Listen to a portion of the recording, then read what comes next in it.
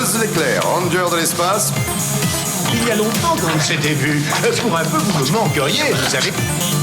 Mon pauvre ami, vous n'aviez donc pas remarqué que la porte était basque? Je clique 2 fois. Imbécile, tu cliques. Ah bah merci, t'es sympa. Bonjour à tous nos amis canins, j'oserais même dire glacial canin. Aujourd'hui on se retrouve dans la pampa bien fraîche puisqu'on va parler d'une vedette tout droit sortie d'Alaska. J'ai nommé Balto, à ne pas confondre avec les balistos, ça n'a strictement rien à voir. Bonjour Ista, comment vas-tu ? Bonjour, ça va et toi ? J'ai failli dire Royal Canin quand t'as dit Glacial Canin. Mais... Ça n'avait strictement aucun lien. Non, aucun rapport. C'était aucun lien, fils unique. purement fortuit. Aujourd'hui, nous sommes avec Natacha qui est de retour dans l'épisode. Bonjour Natacha. Bonjour tout le monde, je dois avouer que j'avais les yeux sur les notes de Nero et que j'ai failli bien exploser de rire en lisant juste le début avant même qu'il l'ait sorti. Donc je pense que cet épisode va être très prometteur là, de base. Je vais récupérer mes notes. Parce que c'est la deuxième personne qui vient et qui rigole en lisant mes notes avant que je puisse les dire. Donc ça m'embête un peu. Alors le programme aujourd'hui, comme vous l'avez sûrement lu dans le titre. Donc aujourd'hui on boucle enfin le 3e épisode du thème C'est souvent dans la gueule. Commencé en début d'année, pour des raisons diverses et variées, on s'est concentré sur Ultimates pendant quelques temps. Ouais. Donc aujourd'hui, on termine cette séquence, ce cycle. C'est vrai qu'on a mis le temps pour le finir celui-là. Avec Balto. Par rapport aux autres, on a mis le temps. Ouais, on a pris un peu de temps, ouais. J'avais complètement zappé le nom de la séquence c'est souvent dans la gueule. J'avoue que c'est du grand art. Là vous avez fait du bien, je pense. Petite référence à notre grand ami Chuck Norris, on le rappelle. Et oui, des références du cinéma, un grand acteur. Oh. Pour commencer cet épisode, la diphtérie, c'est vraie maladie ou complot canin au sein de la ville de Nome, selon vous ? C'est d'après une histoire vraie, donc c'est vrai, non ? Alors moi je pars sur le complot canin et que les différents attelages des complots canins ont organisé ça uniquement pour se tirer un peu de la ville de Nome. Voilà. J'ai des grandes théories là-dessus. Bah tu sais, il y a plein de trucs qui sont véridiquement vrais, factuellement vrais, et pourtant il y a des gens qui les mettent en doute. Ok. Donc je pose une vraie question. Moi je pense qu'il y a vraiment besoin de se la poser pendant le film parce que voilà, moi ça m'a interpellé. Ah bon, d'accord. Moi pas du tout. Alors pour la petite presse rapide du film, donc aujourd'hui Balto, donc le titre du film, mais comme on aime bien faire compliqué en France, le film s'appelle aussi Balto Chien-Loup, Héros des Neiges, mais encore Balto, l'histoire d'une légende pour sa sortie DVD. Voilà, on a du mal à se situer, à garder un titre en France apparemment. C'est pas la version québécoise ? Non, il y a 2 titres en France. Ok, d'accord. C'est un drame-aventure qui nous vient des USA. C'est réalisé par Simon Wells. C'est sorti en fin 95 aux USA, milieu d'année, donc c'est juillet 96 en France. C'est produit par Amblimation, la filiale d'Amblin Entertainment, qui est la filiale animation. Et c'est distribué par Universal Pictures. Est-ce que vous aviez déjà vu le film, et si oui, vous l'aviez apprécié ou pas à l'époque ? De manière un petit peu rapide, sans redonner votre nouvel avis sur le film, est-ce que vous l'aviez déjà vu à l'époque et apprécié ? Alors, moi de mon côté, oui, c'est un des films que j'ai vu quand j'étais petite. Et petite anecdote, en fait, j'avais un husky quand j'étais plus jeune. Donc du coup, il y a beaucoup du film qui me plaisait aussi parce que c'était comme mon chien en fait, en quelque sorte.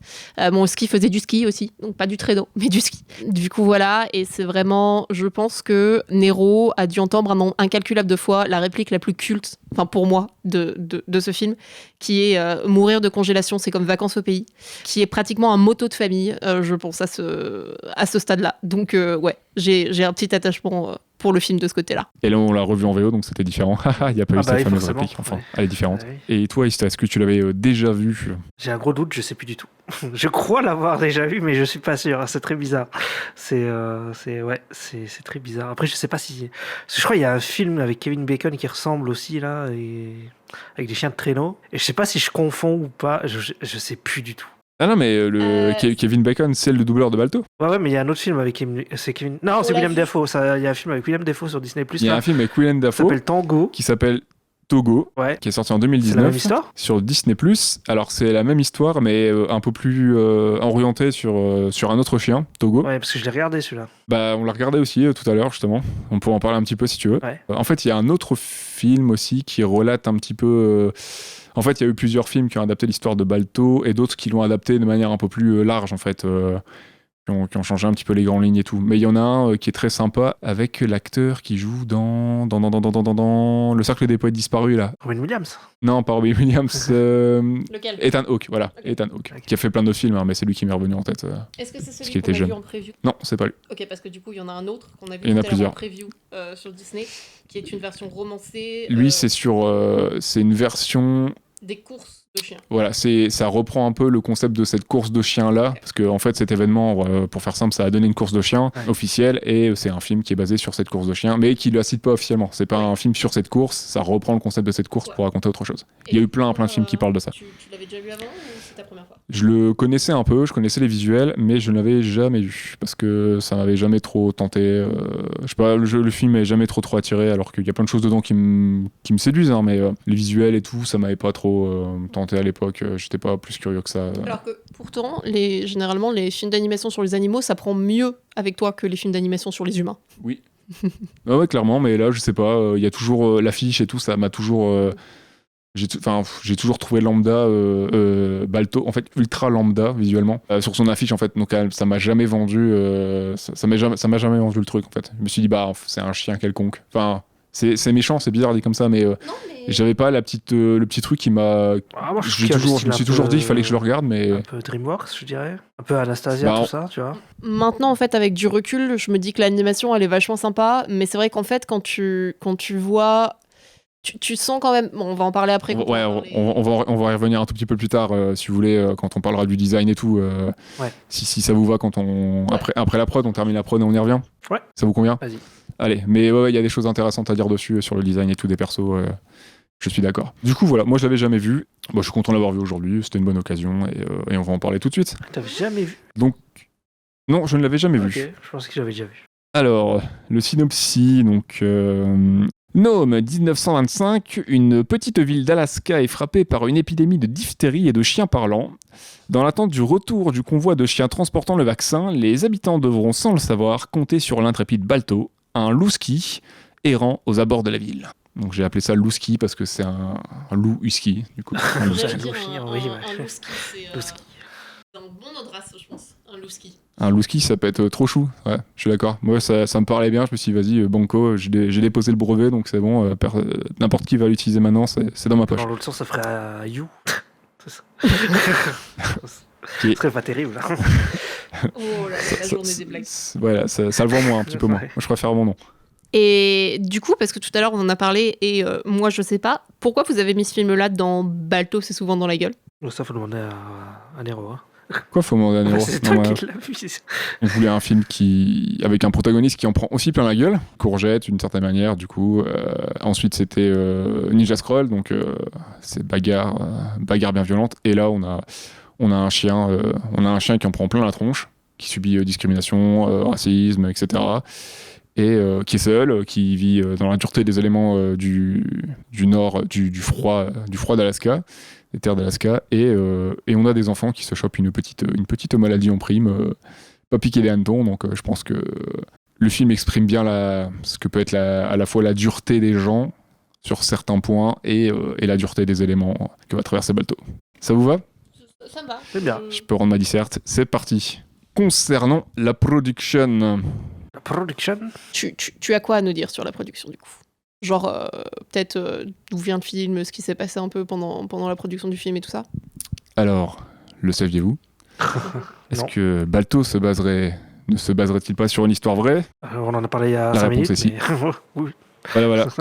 Sauf que Balto, c'est un escroc, ce n'est pas un chien-loup. Ah. C'est un husky sibérien sauvage. D'accord. Non, en vrai, il n'est pas sauvage. C'est un husky sibérien d'élevage qui travaillait pour une compagnie minière à l'époque. Ouais. Donc ça se passe bien en 1925. Il était meneur de chiens de traîneau, hein, comme dans le film. Il était à la tête de l'attelage.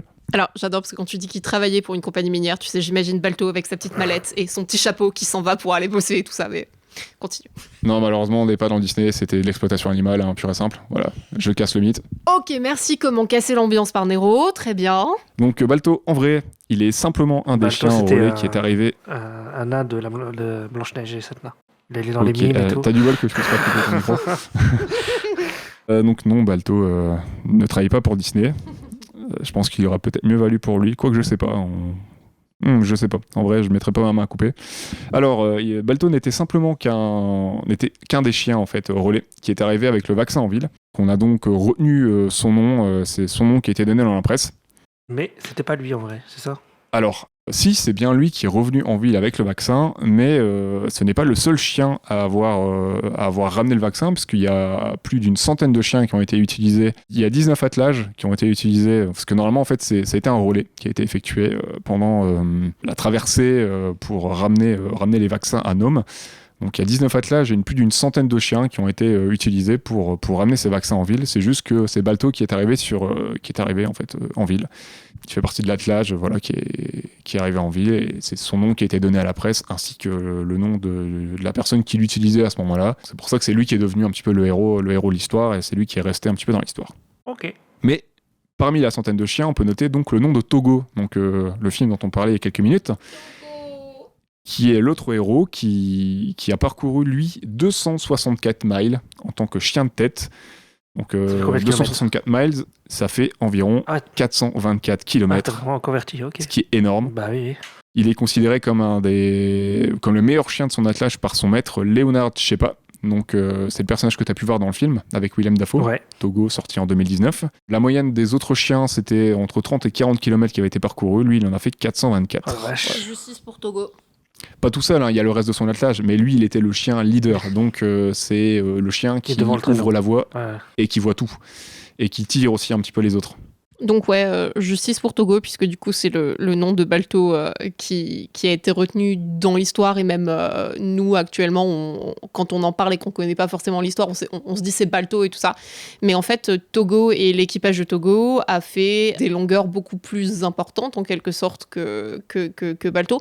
Après, chaque chien a été très méritant, et chaque chien qui a permis d'apporter ses vaccins, le but c'était que le vaccin arrive à destination, donc voilà.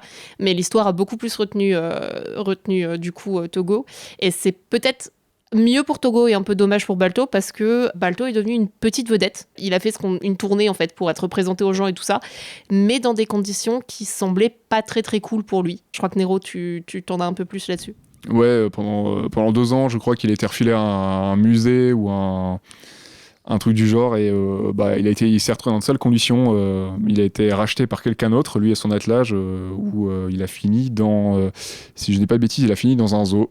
Ce qui est dommage, parce que c'était un chien qui vivait quand même dans le grand air, même s'il travaillait pour les compagnies minières et tout. Il était dans des grands espaces et tout, quoi. Donc il a fini dans un zoo, et finalement il a fini du coup empaillé ou naturalisé au musée d'histoire naturelle de Cleveland à sa mort en 1933, un truc comme ça. Comme le film nous le montre au début, il y a une statue du coup de Balto à Central Park.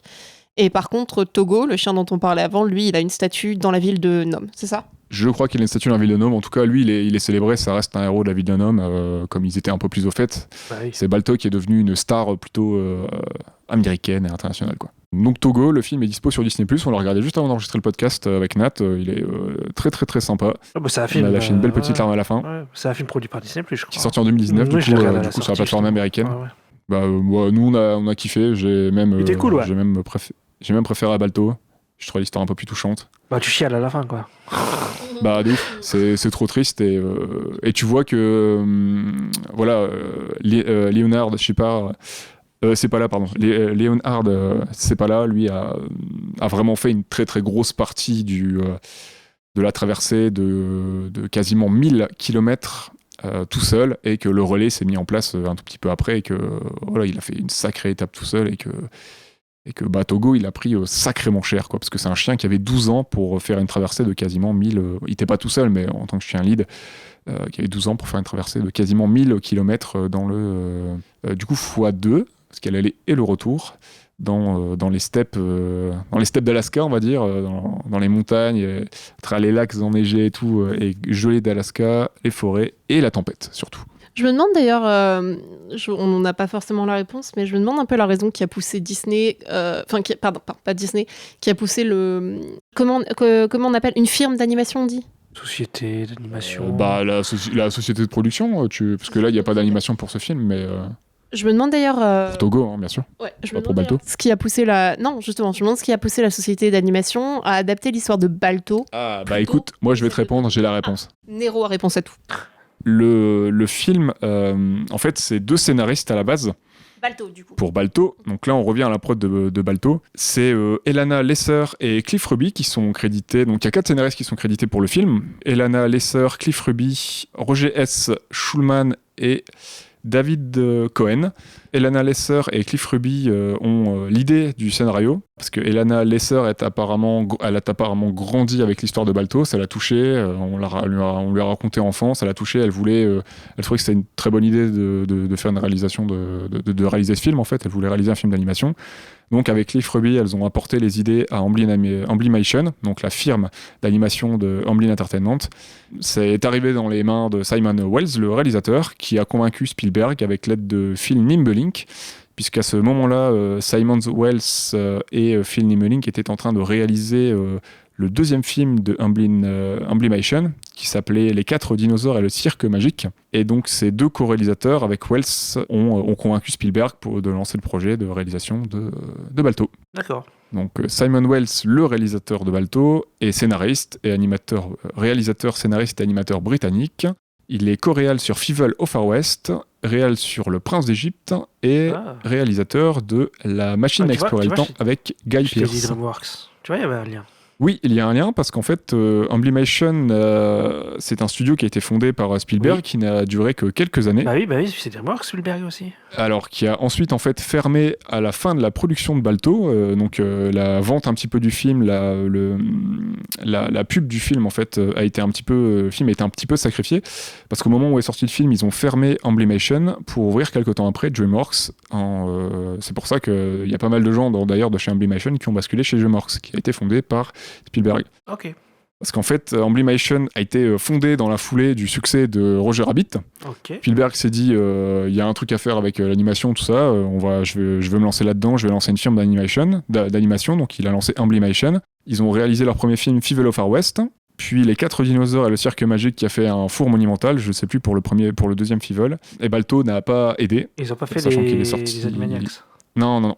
Ils ont fait que 3 réals et ils ont fermé et quelques temps après ça a donné DreamWorks.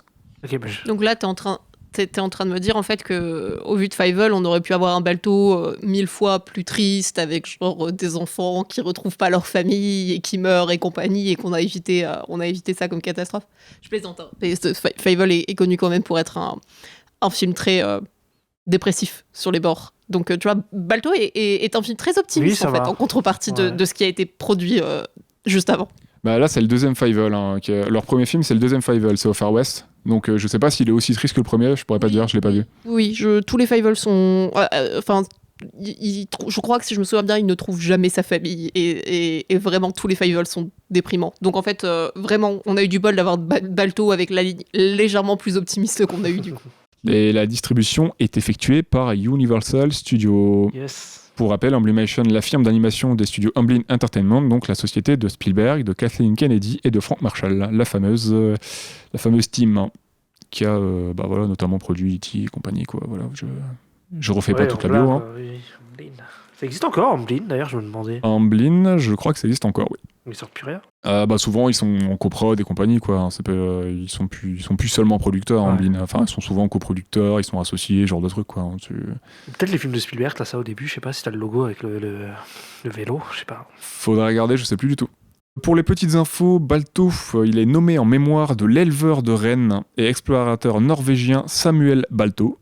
Alors la diphtérie, pour le rappel, si les gens ne connaissent pas, ne se souviennent pas, c'est une maladie infectieuse et contagieuse c'est susceptible de produire en fait une toxine qui touche les voies respiratoires et qui peut atteindre le cœur et le système nerveux. Donc c'est très contagieux pour les enfants et il y a eu pas mal de petites épidémies avec la diphtérie qui sont mortelles pour les enfants. Donc même si c'est pas trop, c'est pas montré dans le film, il y a pas de mort dans. Non, il y a pas de mort. Dans le film Balto, on en voit dans Togo. Ouais. Mais donc dans Balto, il te montre clairement que les enfants risquent leur vie et ils vont mourir, parce que tu vois un cercueil, tout ça et tout. Hein, il laisse pas de doute sur le fait que les enfants peuvent mourir, mais on ne voit pas de mort dans le film. Et diphtérie, ça veut dire membrane. Le récit de Balto, mais vous le devinerez jamais, mais il a suscité un engouement énorme déjà à l'époque. D'accord, ok. Durant la vie de Balto, hein, donc la Balto était encore vivant. Peu de temps après, donc il est parti en tournée, etc. Et tout, hein, c'est devenu une star pendant quelques temps. Il y a eu une grosse pub, il rameutait un petit peu les foules et tout. Et il y a un film en 2 parties qui avait déjà été tourné à l'époque avec lui-même dans son propre rôle. Avec Balto. Oui, ah ouais. Balto qui jouait Balto. D'accord, c'est marrant ça. Ça doit être un vieux truc. C'était les années 20, hein, ouais, donc... 20-30 quoi. Donc ça date pas mal. Je sais pas si on peut encore retrouver des images. Je crois qu'on peut retrouver on peut trouver des photos, des images et tout, mais je sais pas si on peut trouver encore des petites séquences vidéo de ce film qui était en 2 parties, apparemment.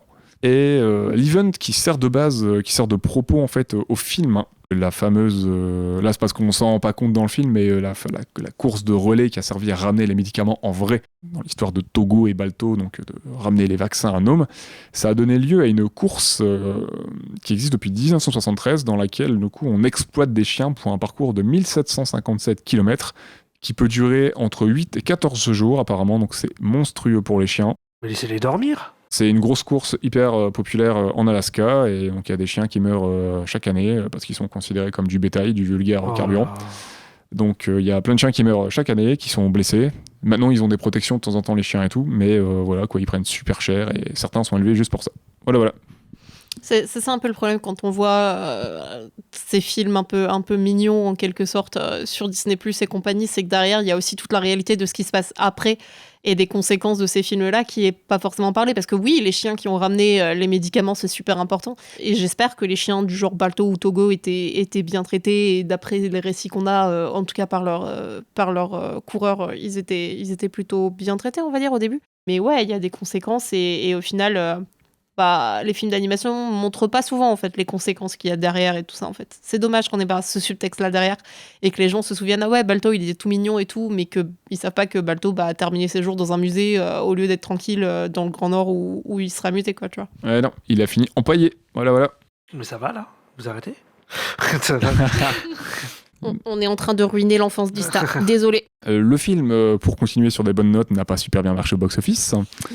Parce qu'en plus, il est notamment sorti à peu près en même temps que Jumanji et de Toy Story. Donc, ça a été une gifle, hein, je pense qu'on va pas se mentir.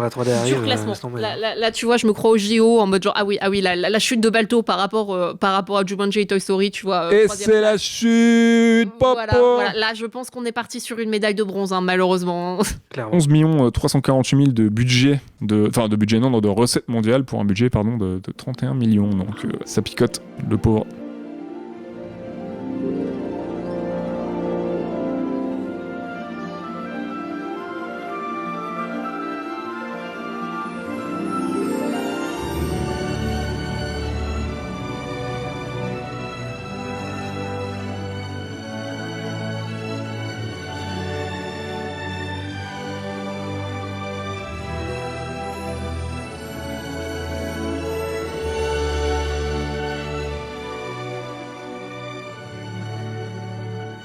Bon, c'est Tipar pour une petite balade en Alaska, donc. C'était comment ? Qu'est-ce qui vous a plu dans ce film ? Ista ou Nat, comme vous voulez. Qui veut commencer ? Invitez d'abord. Allez. C'est bien aimable. Alors, j'ai un avis un peu particulier sur ce film, parce que... Est-ce que vous avez pleuré ? Non, malheureusement non. Déjà, je connaissais déjà l'histoire, donc il n'y a pas eu la surprise de découvrir l'histoire et tout ça. Le film est bien, mais le problème que j'ai, c'est que ça s'arrête à le film est bien, point. Et que j'ai beaucoup de mal à... J'ai des choses que j'ai bien aimées, mais j'ai beaucoup de mal à me dire « Oh, il était vraiment génial, en fait ». C'est-à-dire que je l'ai trouvé cool, l'histoire était cool. Le fait qu'il était plutôt court, parce que je crois qu'il faisait 1h15, je crois, c'est ça ? Ouais. C'était pas mal, parce que du coup, ça voulait dire que des parties qui auraient pu être un peu répétitives, notamment la fin avec la course et compagnie et les obstacles dans la course, au final sont passés un peu comme une lettre à la poste parce que ça prend pas trop de temps, donc ça va. J'ai beaucoup aimé la relation entre Balto et... Comment s'appelle-t-elle, la chienne ? Jenna. Elle s'appelle Gina. Jenna, merci. J'ai trouvé que la relation était bien développée et pour une fois, c'était vraiment mignon et j'avais pas l'impression que c'était genre on s'est rencontrés du jour au lendemain et on est tombé amoureux comme dans d'autres Disney par exemple. Alors moi big up, honnêtement, gros big up à Boris. mon personnage préféré, avec son accent russe le canard russe. Et son sarcasme. Mais voilà, on a eu un chien qui s'appelait Boris après le husky, on a eu un chien qui s'appelait Boris à cause de ce personnage. Donc voilà. Et ouais, il y a des éléments qui étaient plutôt sympas, mais sur comment dire, l'impression que m'a laissé le film globalement, j'ai pas non plus une flamme en mode genre oh c'était trop bien et tout ça quoi. Mais non, c'était sympa, voilà. Et toi Issa, du coup, t'en as pensé quoi? Moi en fait j'ai pensé un peu pareil que toi, je me suis dit aussi c'était cool, à la fin j'étais content, je dis ouais c'était bien, ça m'a bien diverti et tout, c'était sympa. Après moi j'ai vu un peu je sais pas si c'est moi mais j'ai un peu fait des liens avec les Disney, genre je me suis dit c'est un peu La Belle et les Clochards quand même. Après je me suis dit l'autre le méchant il ressemble à Scar, je sais pas si c'est voulu ou pas mais Ouais, bah Same, on est sur la même vibe des personnages très très définis par leur chara design, beaucoup trop même, je trouve, par moment, et c'est assez... il a vraiment une tête de méchant, quoi. C'est assez le méchant style, il est très caricatural, moi je l'aime pas. Ouais. J'ai un gros problème avec lui parce que c'est un personnage qui est méchant pour être méchant, c'est ça. Qui est méchant tout le temps. Genre, à chaque frame, il fait une grimace, il monte les crocs, il fait des méchants yeux, enfin, tout le temps méchant. Ouais. Genre, c'est vraiment le méchant caricatural de... Après, ça me dérange pas, moi, j'aime bien les méchants aussi, des fois, mais juste que j'ai vu un peu Ascar numéro 2, quoi, c'est tout. Bah, le truc, c'est que j'aurais bien aimé qu'il y ait un peu de profondeur dans son personnage, parce que ça aurait rendu l'histoire plus intéressante, en fait. S'il avait été genre un chien qui voulait quand même sauver les enfants, mais dont l'ego prenait le pas sur son travail, par exemple, je trouve qu'il aurait été bien plus intéressant que oh là là, je suis le méchant et les enfants, au final, j'en ai rien à foutre. Et tout ce que je veux, c'est que les gens m'aiment bien, même pas les gens, mais genre les autres chiens. Ouais. Tu vois, il a même pas d'attachement avec son maître, alors que son maître a l'air de le porter vraiment en estime et tout ça. Il a pas beaucoup d'attachement aux autres chiens avec qui il est, alors qu'au début, on le voit débarquer avec une meute, mais même eux, ils les aiment pas plus que ça. Ouais. Et donc, au final, du début jusqu'à la fin, on t'en fait un méchant pour lequel tu te dis automatiquement ouais, en fait, c'est de la grosse merde. Et c'est dommage, tu vois, parce que par exemple, ils auraient pu, à la fin, Balto et lui auraient pu arriver ensemble avec Balto qui l'aide, mais qui passe en premier parce que lui est blessé ou un truc dans ce genre-là, tu vois.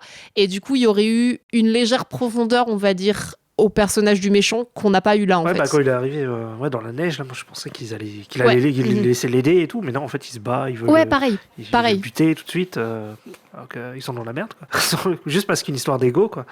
C'est tout. Et vraiment, t'as quand même pas mal ce stéréotype-là dans tous les personnages, même Balto, en fait. Balto, c'est vraiment le stéréotype du héros qui doit meuf et tout. C'est ça, qui doit passer des quêtes et compagnie. Et même si c'est super intéressant, c'est vrai que les personnages sont assez cantonnés dans leurs stéréotypes. J'avoue, je le vois pas trop sur Jenna. J'avoue que sur Jenna, qui est le personnage, le lead romantique féminin, ça va. Ils en ont pas fait une demoiselle en détresse trop, tu vois. Mais tu sens quand même que, en plus, tous les rôles sont bien codifiés. Ouais. Donc il y a un moment... On vise clairement c'est comme ça que j'ai ressenti le film d'animation vraiment pour jeunesse. Ah oui, ok. Assez simple en fait dans son approche, quoi. On a quelque chose de très manichéen, on a des messages très simples. Tu identifies les persos tout de suite juste par leur chara design. Tu sais qui est gentil, qui est méchant. Tu sauras qui est le père adoptif. Il y a la petite fille pour attendrir un petit peu et faire le lien avec les humains. C'est assez gnangnan sur certains points.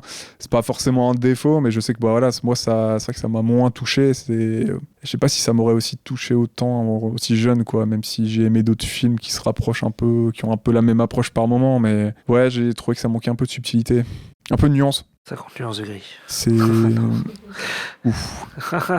Bah, même Boris, il est rigolo, mais c'est le comic relief, quoi. Ouais, voilà, et encore, il fait comic relief, mais t'en as encore deux à côté. T'as les deux ours, là. T'as les ours, Puck et Luck, qui servent pas à grand-chose, tu vois. Ah oui, non, ils servent à rien. Ah, il le sauve à un moment, quand même. Ouais, mais ça aurait très bien pu, je sais pas, être modifié pour que ce soit Jenna ou l'oiseau, tu vois, dans une autre scène, tu vois. Enfin, les ours sont pas nécessaires, en fait, au récit. C'est le seul moment où ils sont utiles, tu vois. Bah, en fait, Boris, normalement, il a un peu le rôle du mentor. C'est-à-dire que techniquement, Boris, c'est un peu le rôle du mentor de Balto au début, avant que Balto prenne son envol, grosso modo. Et du coup, ouais, les deux ours, en fait, techniquement, c'est censé être les comics relief un peu débiles, en quelque sorte. Le problème que j'ai trouvé, moi, et ça s'est vu encore plus en regardant Togo, en vrai, c'est qu'il y a quasiment pas de contact avec l'humain. Il y a quasiment pas de contact avec la personne qui les conduit. Ouais. Et je trouve que ça enlève une dimension, en fait, que j'aurais peut-être bien aimé voir dans le film, même si je comprends qu'il soit concentré sur les animaux. Mais en fait, du coup, ça rend un peu la quête de Balto aussi un poil impersonnel, parce que même par rapport à la petite fille qui sauve, en fait, il le fait presque quasiment que pour Jenna. Oui, c'est ça. Ouais, tu vois pas beaucoup. Ouais, voilà, c'est ça en fait.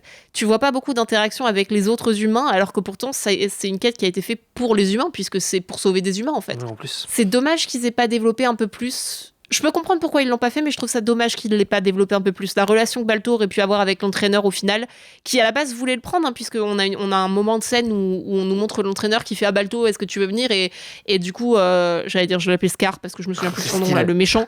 Voilà, Steel, merci. Lui marche sur la patte et du coup Balto grogne et du coup l'entraîneur est en mode genre bah non, il sera jamais un bon chien. Ouais. Mais en fait, du coup, l'entraîneur a jamais eu de relation avec Balto du début jusqu'à la fin, et je trouve ça un peu dommage de pas avoir plus de relations avec les différents humains qu'on nous a présentés. Ouais, en plus, quand ils font le chemin pour revenir, mais comment ils le balancent partout.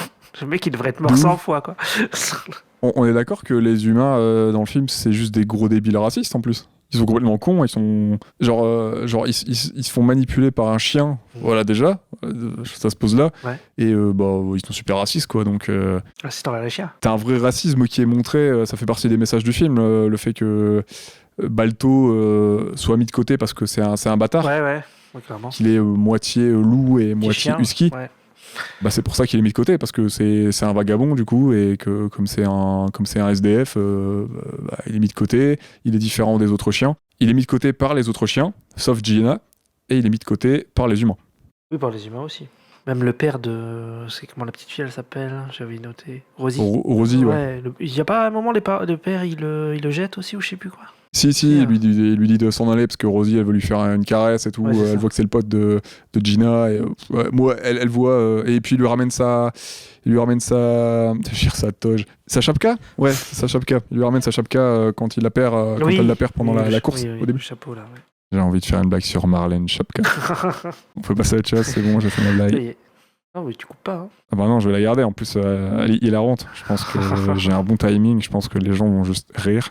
Et je suis content. Parfait. Bah, pour ce qui est des persos, donc on a Balto, le héros, qui est un louski. Très louski. Qui ne parvient pas à faire corps avec ses moitiés, donc mi-loup, mi-husky. Il a le cul entre deux chaises. Sa partie loup est un handicap selon lui. Je peux dire un truc ? Je t'en prie, fais comme chez toi. Juste en fait, au début, quand j'ai lancé le film, je me suis dit, est-ce que j'ai lancé le bon film ? Parce que, pourquoi ? Parce que oui. Tu sais, ça commence en live action en fait. T'as une partie dans un parc où c'est avec des vrais acteurs et tout. Avec Rosie, t'es à Central Park. Oui, en fait, c'est Rosie. Mais tu le comprends qu'à la fin que c'est Rosie. Bah oui, parce qu'au début, t'as pas l'info, mais tu comprends avec parce qu'elle dit que c'était elle et qu'elle a la chapka qu'elle transmet, elle, à sa petite fille. Moi, j'ai compris qu'à la fin, j'étais en mode « Ah, c'était elle !» Sur le coup. Bah, moi, je m'en suis douté parce que je me suis dit... ils ont pas pris une grand-mère random pour raconter le film, elle est forcément liée. Ouais, et la seule qui pourrait être encore vivante dans le film, c'est la petite. Donc je me suis dit, ouais, ok, c'est Rosie, forcément. Et puis ta confirmation à la fin. Oui, logiquement, oui, c'est ça. C'est le seul perso humain que tu vois. Non, pas que tu vois, mais à qui tu peux t'attacher un tout petit peu, parce que les parents, c'est les parents. Oui, voilà. Ils sont pas développés. D'ailleurs, quand tu regardes les noms là, c'est sur les fiches et tout, même des machin, c'est écrit Rosie's Father. Oh, voilà, donc ils ont pas de nom. Non, ils sont pas nommés la plupart. Ouais. Non, il y a que Rosie qui est le lien entre les humains et les chiens. Ouais. Et tant mieux, parce que c'est le seul perso cool. En fait, c'est le seul humain cool du film. Donc, clairement. Et comme toi, Balto m'a fait penser à Clochard, de La Belle et le Clochard. Il a les mêmes couleurs et tout. Il a quasiment le même design, en fait. Il a un peu la même idée dans le design, hein, de designer un chien SDF, en fait, dehors. Ils ont un peu le même style au niveau des poils et tout. C'est un peu le même type de perso, quoi. Il y a un côté aussi un peu le pauvre contre les pauvres et puis les riches, quoi. Avec Jenna qui est dans une grande maison, machin et tout. Et puis lui, il est dans un vieux bateau, tu sais, sur un lac gelé. Là. Ouais. Donc comme La Belle et le Clochard, quoi. C'est clairement les prolos qui sont mis au banc de la société, hein. Clairement. Sachant que La Belle et le Clochard, du coup, est sorti en 55, si je ne me trompe pas. Bien avant Balto, donc on peut avoir clairement une potentielle inspiration, quoi. En tout cas, il y a des similitudes dans le design, et c'est pas le seul film à reprendre certains traits de ce genre de perso, hein, oui, clairement. Donc on a Steel, hein, l'antagoniste, hein, le mascu toxique, le mythomane, raciste, égoïste, qui a tout pour plaire, quoi. Il a de très bonnes capacités physiques, hein. C'est un bon chien, mais c'est un gros con. C'est un mascu en fait, le mec. C'est ça, c'est un gros mascu toxique. Et il me rappelle un autre perso du même genre, hein, le plus fort, c'est Gaston. Ah, Voilà. ok, je savais que t'allais aller là. C'est le même type de perso, sauf que Gaston, il y a un ou deux moments où il arrive à être drôle. Ouais, c'est vrai. Dans le film de La Belle et la Bête, tu peux dire, ok, il y a au moins ces deux passages-là où il est marrant, il sourit et tout. Là, non, style, il fait la gueule tout le temps, c'est méchant tout le temps. Et sans dire que Gaston c'est un bon perso, hein, mais juste que c'est un perso peut-être un peu plus intéressant. Si, Gaston c'est un bon perso, c'est un connard, mais c'est un bon perso. Non, oui, voilà, c'est pas une bonne personne, pardon, mais c'est un perso plus sympa, enfin entre guillemets, mieux foutu en termes d'antagoniste, je trouve. Ah bon. C'est même dommage parce que du coup en fait Steel il a pas beaucoup d'intérêt enfin c'est ce qu'on disait tout à l'heure en tant que méchant, mais il y a aussi le fait que genre Steel il est chiant en fait, enfin il se contente juste de grogner contre Balto et de répéter tout le temps la même chose, c'est-à-dire que oui mais moi j'ai ma place mais lui non, et au final au début tu comprends, mais quand t'arrives genre moitié de film et fin de film t'es un peu là en mode genre bon c'est le méchant et voilà. y a rien quoi, on te donne rien quoi, c'est un peu plat de ce côté là au niveau de l'antagoniste. Après je pense que c'est aussi parce que la réelle difficulté qu'a rencontré Balto, c'est pas ton style, mais au final, les obstacles qu'il va rencontrer pour arriver dans la ville et tout ça. Donc il y avait deux antagonistes. Il y a la nature d'un côté et le racisme. Oui, et... Oui, parce que bien entendu, Balto, tu peux aussi soulever des bons traits sur le fait d'être de deux origines différentes et le traitement des gens, des personnes métissées dans une communauté et tout ça, quoi. Mais ouais, t'as l'impression en fait qu'ils savaient pas se décider entre qui allait être le méchant de Balto, entre les obstacles naturels et Steel, et qui t'ont un peu bombardé Steel pour en faire le méchant ultime, mais que du coup, il est un peu plat quand même, quoi. Ouais, mais c'est dommage. En vrai, son design, je l'aime bien. J'aime bien sa gueule et tout. Je regarde des fanarts et tout, il y a des trucs bien sympas sur ce perso là. Moi je suis pas hyper je trouve trop archétypal, moi. Un peu trop quand même. Pour moi on est presque dans la caricature, c'est beaucoup trop. Ouais, mais j'aime bien. Il fonctionne bien. J'aime bien, tu vois. Il est très efficace. Ouais. C'est peut-être pas dans son chara design, c'est plus dans son animation par moment où à chaque moment il doit être méchant en fait. Ah oui, ouais, comment il marche et tout, tu veux dire. Ouais. C'est vraiment, je mange méchant, je vis méchant, je respire méchant. Voilà. C'est peut-être un petit peu too much pour moi. On va prendre un autre animal sur pattes en méchant qui est ultra charismatique mais qui fonctionne mieux que tu as cité tout à l'heure. On va prendre Scar. Ouais. Scar, il respire méchant, il vit méchant, il rigole méchant. Ouais. Mais justement, il rit méchant, il chante méchant. Il est malicieux, il sourit, il piège. Enfin, il y a plus de nuances. Scar, il a aussi pour lui le sarcasme, il a aussi pour lui une attitude derrière qui fait que tu t'attaches à lui, tu le trouves quand même charismatique dans le sens où ses blagues ou quand il traite les hyènes de demeurer et tout ça, tu sens aussi le côté je suis un méchant très intelligent qui est entouré de débiles en fait. Oui, c'est ça. Et du coup, c'est ce qu'on n'a pas là avec Steel. J'ai l'impression qu'ils essayent de le faire, mais... C'est ça. Ouais. Mais Steel, en fait, le problème, c'est qu'ils l'ont fait comme un vilain de toute façon qui ne pourrait jamais gagner. Oui.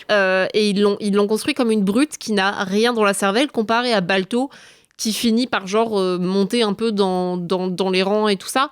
Et le problème, c'est que quand tu fais un méchant qui est débile, il a aucune chance de gagner non plus. Le héros, c'est quasiment couru d'avance, même dès le début, que tu sais très bien que Steel ne va pas réussir à faire ce qu'il a envie de faire, et c'est ça qui est un peu dommage en fait, tu le sais dès le début. Et puis Steel est entouré de débiles aussi. Exactement. Donc débile plus débile, c'est pas comme un maths où apparemment ça fait plus quoi. Exactement. Non, ça s'annule pas. On a Jenna que j'ai trouvé plutôt cool, qui est le love interest de Boris. De Boris. De Boris. Ça serait très chelou. Alors, de Balto, pardon. Là on fait dans de l'interespèce quand même. Apparemment, il y a des gens sur Internet que ça dérange pas, donc voilà. Enfin bref. On ne va pas commencer à critiquer les pratiques. Je ne king-shine pas. Je ne king-shine pas, mais pourquoi. Enfin, moi je dis pourquoi pas, mais je pense que pour un film pour enfants, dans un film pour enfants. Alors, ça sera peut-être coupé au montage. Je précise qu'on parle là, par exemple, des furies et pas de la zoophilie. Hein, juste, je précise que de ce côté-là. Ah, voilà. Moi, je précise rien, c'est encore plus drôle. Donc, Jenna, qui apprécie beaucoup Balto, qui aime Balto. Elle est courageuse, très très courageuse, donc ça c'est très cool. Elle va même se bagarrer contre une grosse peluche. Et elle aime sa maîtresse Rosie. Elle n'hésite pas à s'aventurer donc seule dans la pampa pour aider Balto. Et saviez-vous que une très grande actrice a prêté ses traits, a servi de base d'inspiration pour les traits de. Alors attends, j'essaie de trouver. Design. Je vais dire Julia Roberts. Non. une actrice beaucoup plus qui a eu un âge d'or beaucoup plus vieux. C'est J'ai vu Audrey Brigitte Hepburn. Fonda. Ouais, Ah oui, j'allais ok. dire. Brigitte Fonda fait de la voix, je crois. J'ai vu un truc comme ça. Brigitte Fonda fait sa voix, Ouais. qui est du coup de la famille Fonda. Hein. Pour Hepburn, c'est aussi parce que je sais que Nero aime particulièrement Audrey Hepburn, donc du coup, quand il a dit une très grande actrice, dans ma tête, ça a un peu fait Direct. ah Ouais, tiens, ok. je pense que c'est Hepburn. Bah, elle est très cool. C'est une bonne ref. J'aimerais déposer une mention spéciale pour le Grizzly, que je trouve ultra classe. Ah ouais, il est stylé. Ouais. Il déboîte. Ah ouais. Je vais. Il fait peur, hein. Voilà. J'ai trouvé génial. On dirait qu'il a pas, Je reviendrai après. Je parlerai de sa petite séquence il après. a pas du tout le même style que les autres persos. Non, pas du tout. Beaucoup plus agressif. Ouais. Bestial et tout. Il déboîte. Donc il dit ça du Grizzly, mais après il veut pas regarder Frères des ours. Je précise. J'ai jamais vu Frères des ours. Pourquoi qu'est-ce qu'il y a dans Frères des ours? Des putains d'ours trop cool en fait. Ah, ok. Bah, je vais en faire un Frère des Mais ours. je l'ai vu, Frère des ours, on l'a vu ensemble, mais j'ai pas trouvé ça terrible du tout. Je ne tiens pas pour ce Frères des ours Slender. C'est absolument inadmissible. Pourtant, ça a l'air On bien. va Il y pas a se un faire Phil des Collins amis. qui chante. Il y a Phil Collins qui chante, mais ça veut un peu surfer sur la vague Tarzan, mais c'est pas aussi bien que dans Mais Tarzan. d'ailleurs, il n'y a pas Phil Oh, Collins mais- aussi dans Balto là? Je crois que j'ai vu un truc tout à l'heure. Si, Phil Collins fait des voix dedans. Sérieux? Il fait Puck et Locke, les ours. Voilà. Ok, ce truc improbable. Genre, tu vois là, je viens de passer de Phil Collins qui chante quand même une putain de BO en chantant Frères des ours notamment, Ouais. à Puck et Locke qui, désolé, hein, mais pour moi sont un peu C'est des gros débiles. oubliables. Ouais, clairement. Un peu oubliables en vrai. Genre, j'ai pas de répliques de Puck et Locke qui me sont particulièrement restées en tête. C'est qui a fait Mon Chéri Boris? C'est qui la voix de Mon Chéri Boris? En VO, alors on a un super casting parce que Kevin Bacon, il fait Balto. Boris, c'est Bob Hoskins. C'est un super acteur qui a joué le détective dans Roger Rabbit. Nous avons Bridget Fonda qui joue Gina.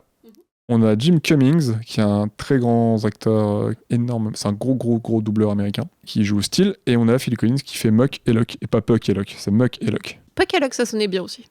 Et d'ailleurs, Muck et Locke, je crois que c'est de l'Inuit, mais je ne sais plus ce que ça veut dire.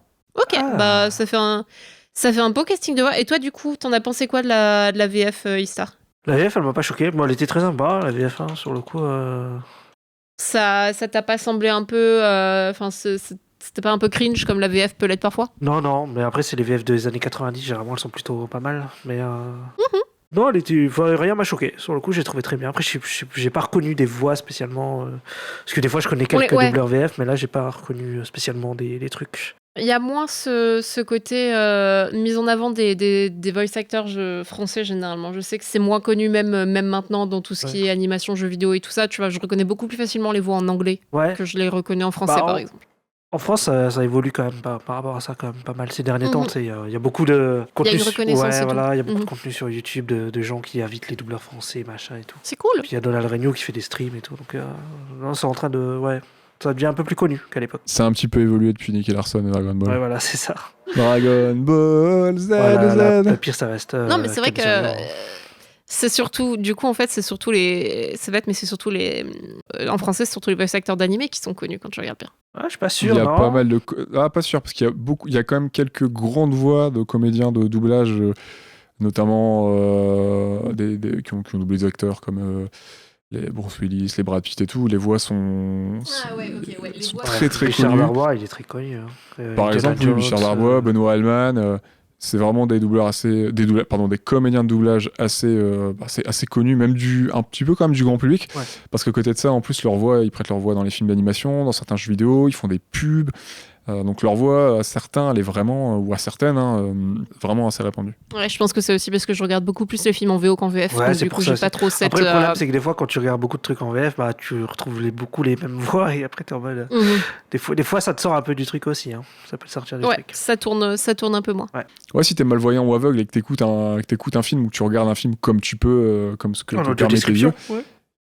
Par exemple, ouais, bah si c'est toujours les mêmes voix, bah du coup, attends, cet acteur, il a toujours la même voix en fait. Putain, pourquoi il y a 40 fois Bruce Willis dans ce même film? Je pense que c'est un problème quand même un peu spécifique là, que tu te soulèves. Ouais, je pense aussi. Hein. Oui, mais je voulais en parler, je pense qu'on en parle pas assez. Je pense pas encore qu'il y ait eu un film qui a été entièrement doublé par Bruce Willis. Non, ça c'est n'existe pas. c'est à mettre. Je pense que c'est à mettre genre dans les mains de quelqu'un parce que ça peut être quand même pas mal. Mais je pense pas qu'il y ait déjà eu un film entièrement doublé par Bruce Willis. Je pense que c'est à faire. On n'a pas encore le Matt Mercer effect. Après, De ce côté-là. Bon, après, un petit hommage à Patrick Poivret, hein, qui est décédé il y a quelques années, qui faisait la voix de Bruce Willis, voilà. Ah, Voilà. c'est vrai, déjà. Eh ouais.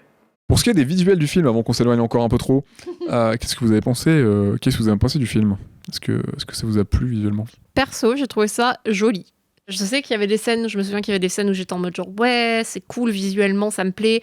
Le design de Jenna me plaît particulièrement. Je sais pas pourquoi, mais c'est celle qui m'a le plus harponné en fait au niveau visuel. C'est très sympa. Ouais. Maintenant, le problème c'est que en ayant vu Togo cet après-midi, je trouve que malheureusement les paysages sont un peu plats. Ah ouais. Avec le recul d'avoir vu un film live action qui représente ces paysages-là en quelque sorte, je trouve que la représentation de la montagne et de la neige et compagnie est un peu plate. Jolie, hein, mais un peu plate quand même. Même s'ils ont bien réussi à faire ressortir un peu les nuances de blanc qu'on peut avoir et tout ça. Par contre, j'aime pas du tout le design des persos humains. Moi, c'est le contraire, justement. Les persos humains, le design, je trouve horrible. On va pas se mentir, hein, c'est ultra basique et c'est très peu détaillé, c'est pas ouf.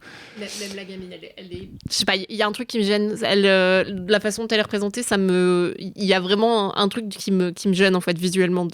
Et les émotions passent pas super bien.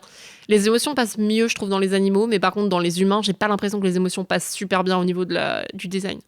Par contre, les décors, je les ai trouvés vachement bien. Au contraire, tout est fait à la peinture à l'huile, numérisé ensuite. Ils sont vraiment beaux. Là, dans le film qu'on a regardé tout à l'heure, Togo, ça donnait envie, mais il y a beaucoup de fonds verts, et beaucoup de fonds verts pas terribles. Bon, après, on peut aussi mettre ça sur le Disney+, hein, parce que on a beau dire ce qu'on veut, même en 4K, la VOD à côté d'un Blu-ray... oui, il y a ça aussi, bien sûr. Un fichier bien encodé, avec le flux, t'es quand même limité, donc il y a des moments où l'image paraît plus moche que je pense que ce qu'elle devrait être. Et il y a des moments où le fond vert, il crie au secours, hein. Donc voilà, Togo, il y a des moments où c'était très sympa, mais voilà, tu sentais le fond vert. Balto, les décors sont vraiment quand même plutôt stylés. Il y a des belles nuances de couleurs, alors qu'ils auraient pu faire des aplats blancs pour le désert de glace, ce genre de choses. Là, on a quand même un beau nuancier de couleurs, on a pas mal de détails qui sont, je trouvais, plutôt jolis. Et moi, en termes de décor, je trouve le plus réussi. Même le design des personnages, hein, même des chiens, c'est pas ce qui m'a le plus plu. C'est très très bien animé par contre. L'animation est très très bien, celle des chiens.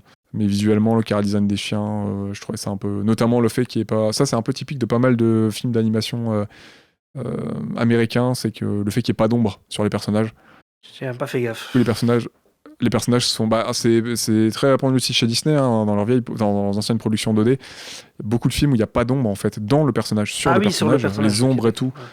Sont sur les décors, mais du coup, les personnages par contre, font plat. l'animation japonaise, t'as beaucoup d'ombre et tout sur les personnages. Si tu compares ça à des films d'animation japonais, par exemple, on va comparer à des gros studios équivalents quand on parle en Disney, donc à du Ghibli, à du Madhouse et compagnie. Oui, t'as de l'ombre sur les personnages et tout, et ça détonne moins, même s'ils utilisent des aplats, tu vois. Alors que là, par exemple, dans Balto, tu vois, il n'y a pas d'ombre sur les persos.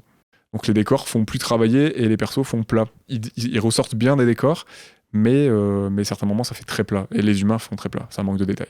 Moi, ce qui m'a choqué surtout, ce qui m'a marqué surtout, c'est t'as beaucoup d'utilisation de la 3D. Ouais. Tu sais, t'as mais les elle est pas trop mal. T'as les quand le lac qui se pète là, que ça fait un. Il y a les tonneaux, il y a certaines portes, il y a le traîneau de temps en temps. Les traîneaux aussi, ouais. Moi, en 3D, ouais. J'ai calé aussi. T'as le train à un moment, t'as des plans de cam aussi numériques. En fait, ça s'explique parce que du coup, ils ont utilisé... en fait, le film, l'animation de base a quasiment tout été fait en fait traditionnellement, donc crayon papier, ça a été animé à l'ancienne, à la main. Tout a été numérisé. Et en fait, tout ce qui est étalonnage et compositing, tout a été fait, la coloration aussi. Ordi.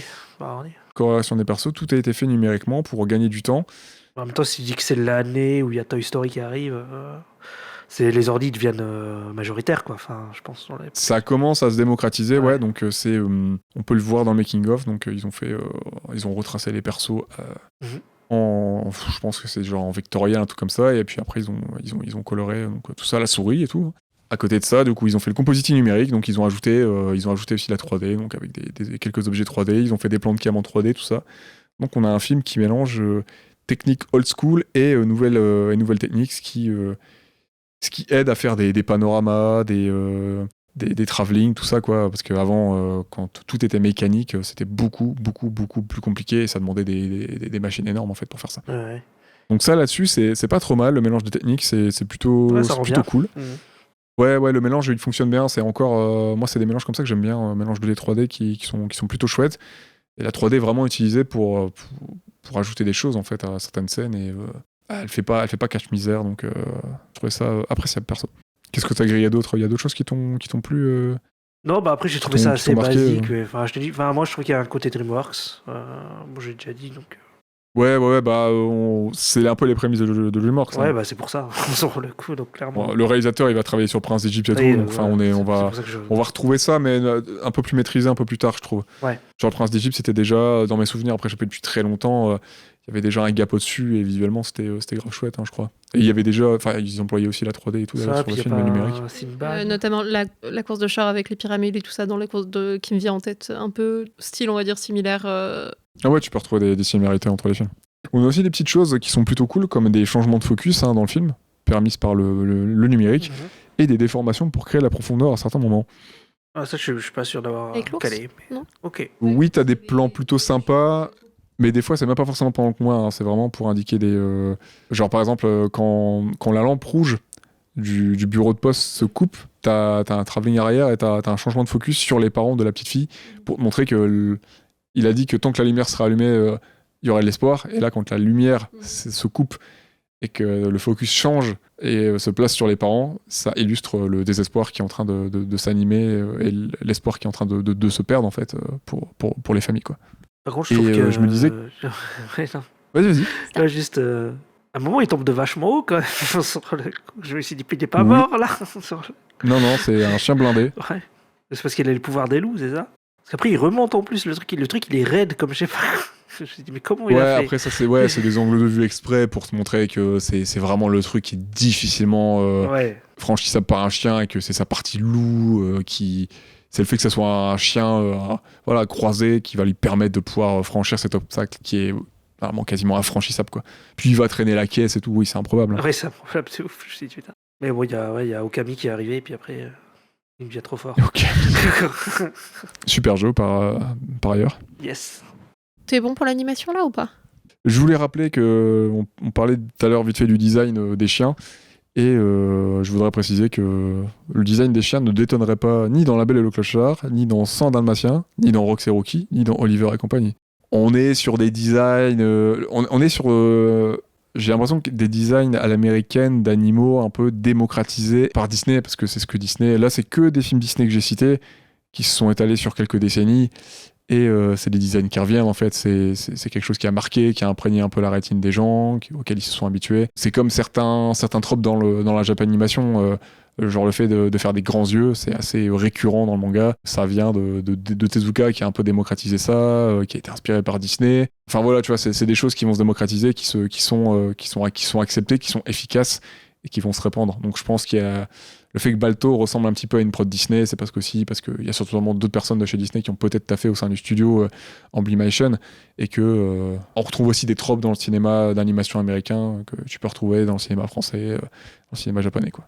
Il y a une petite rêve plutôt sympa d'ailleurs à Amblin et à Spielberg, parce que je sais pas si vous avez calé, mais dans la grotte que Balto traverse avec l'attelage bourré de stalactites et de stalagmites, il y a une petite rêve à E.T. Alors, il y a quoi, hiéroglyphe ou quoi? Il y a quoi? En fait, à un moment, il y a un des chiens, le chien un peu... Tu sais, il y a un trio de chiens un peu débiles, là. Ouais. Et il y en a un qui passe son temps à se faire tabasser par un autre parce qu'il sort des blagues pas drôles toutes les 5 minutes. À un moment, ce chien passe derrière une jonction entre... En fait, il y a un stalagmite et un stalactite qui se rejoignent. Lui, il passe au milieu et en fait, sa tête, ça fait un miroir déformant. Ah sa oui, tête, je vois quoi. va sur le haut du ça m'a fait stalagmite. rigoler quand il met sa tête dans les trucs. Et ça fait la tête d'E.T. C'est une ref à E.T. parce qu'il fait un ouah, un truc comme ça, je crois. Ah oui, ça lui fait un cou long et une grosse tête. Ouais. Pour vos anecdotes de soirée. Justement, puisqu'on en est un peu sur genre la fin du film et tout ça, vous l'avez trouvé comment, vous, le rythme du scénario et le rythme du film? J'ai trouvé un peu bâtard. Parce que ça arrive d'un coup à la fin. Tu sais, en fait, ça reste dans le village genre pendant 40 minutes et puis d'un coup ça part et... Enfin, c'était un peu bizarre. Ouais. C'était un peu bizarre. J'ai eu un peu cette même impression-là, c'est-à-dire que moi, ça me l'a fait surtout sur la course à la fin, où en fait, genre, tu sais, il y a eu le premier obstacle, il y a eu le deuxième obstacle, il y a eu genre Steel qui se barre, il y a eu plein de rebondissements sur la course. Ouais. Et en fait, le truc, c'est que j'ai l'impression que la course, c'est pas qu'elle a été rushée, mais j'ai l'impression qu'en fait, t'es dans un film totalement différent, en fait. Oui, c'est ça, ouais, t'as deux films dans l'un. Ouais. Ça a pris vachement du temps pour arriver là, et du coup, quand on arrivait notamment à la scène des stalactites, stalagmites, perso, j'étais en mode, bon, quand est-ce que ça va se terminer? Est-ce qu'il y en aura encore un autre obstacle derrière? Enfin, je commençais, tu sais, à être un peu sur, là, faut qu'on arrive à la fin parce que ça commence à être long, en fait, tu vois. Pareil. Parce qu'il y a quand même plein de rebondissements. Il y a Balto qui se perd, il y a Balto qui termine sur la glace. Il y a Balto qui va à la plage, Balto qui fait du vélo, Balto qui va à la fête foraine. Les loups et tout, tu vois. Enfin, il y a quand même, il y a Jenna qui vient te chercher et tout. Enfin, il y a plein de rebondissements, mais j'ai l'impression qu'en fait, ils arrivent tellement tous les uns après les autres que la tension sur la course, elle est pas top pour moi, je trouve. Moi, j'ai pas eu de soucis avec le rythme, vraiment. J'ai plus eu des soucis avec un peu l'attache au perso et ouais, voilà, le côté un peu assez simpliste, on va dire, l'histoire, peut-être un peu trop simple, sans dire trop simpliste, mais peut-être un peu trop simple.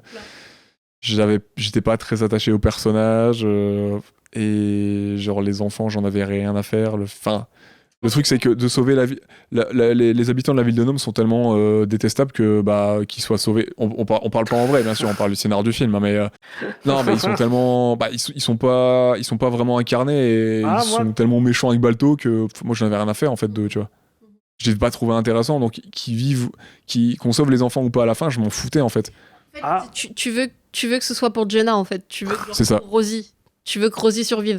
Mais c'est vrai qu'en fait, on a vu aucun des autres enfants, on a vu aucun, à part ses parents, on a vu aucun des adultes. Enfin, si, ils sont un peu genre en mode genre là, faut sauver les enfants. Mais c'est vrai qu'en fait, les adultes sont tellement pas incarnés, les habitants humains sont tellement pas incarnés qu'au final, j'ai du mal à être du côté de la motivation pour la quête, moi aussi. Tu vois, genre, mais même pour Balto, tu vois. Enfin, genre, c'est cool que Balto y arrive, mais à la fin, je suis un peu en mode genre, ouais, mais que t'aies trouvé tes comparses loups et qu'ils t'aient dit, vas-y, Balto, tu vois, enfin, je sais pas que je m'en fous un peu, mais c'était pas non plus le sujet du film, tu vois. À la limite, si c'était est-ce que Balto va trouver son côté loup, ça aurait été c'est un autre film, tu vois, c'est totalement un autre thème et tout ça, et j'ai l'impression qu'ils ont voulu caser pas mal de trucs quand même, pas mal de thèmes, et que du coup ils sont un peu passés par-dessus chaque thème en fait, tu vois, sans approfondir. Beaucoup de thèmes survolés. Puis les humains qui interagissent avec Balto, ils sont toujours désagréables et méchants avec lui. Moi, le fait de les sauver, c'était en fait, non. Enfin, non, on s'en bat les... Enfin, faire ta vie, moi, laisser tranquille. Enfin, moi, quand j'ai vu les cercueils, j'étais pas bien. Ah ouais, la goutte au front, tu t'es dit, Rosie, elle va sauter. Je me suis dit, Rosie, elle va mourir.